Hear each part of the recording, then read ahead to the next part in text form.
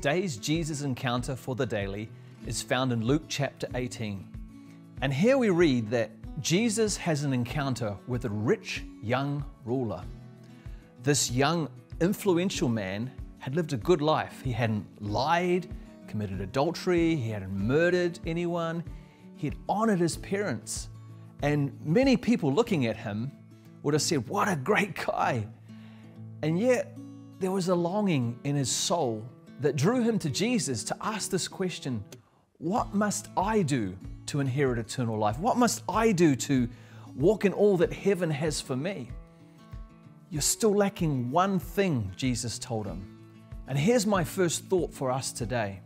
Never let the one thing stop you from the God thing. I mean, just imagine being one of the disciples who walked with Jesus, seeing blind eyes open, seeing the lame walk, seeing the 5,000 fed, and imagine Jesus laying his hands on you and sending you out. And then you see God healed through your hands. Just one thing stopped this young person from walking into the God thing. Is there one thing in your life that is a barrier to Jesus' plan for your life? For this young man, it was his money. Maybe it's the same thing for you.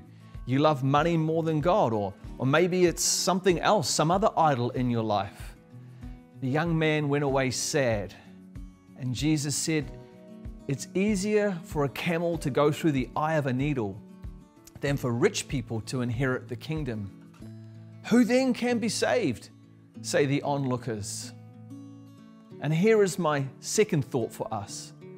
What's impossible to man is possible for God. What's impossible for us in our strength is entirely possible for Jesus in us and through us. We need to learn the art of becoming weak so that He can become strong, of becoming lowly so that He can be highly exalted through our lives.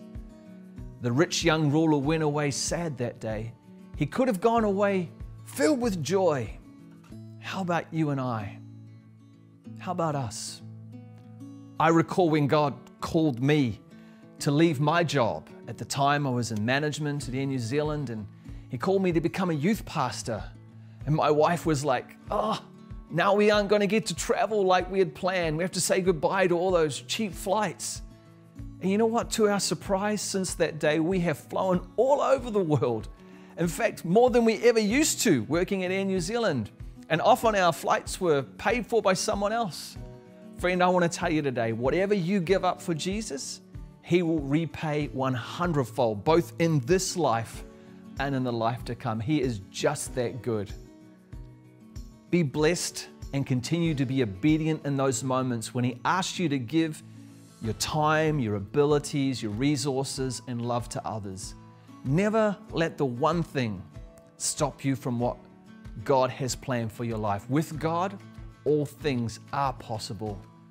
Take care and have an awesome day. God bless.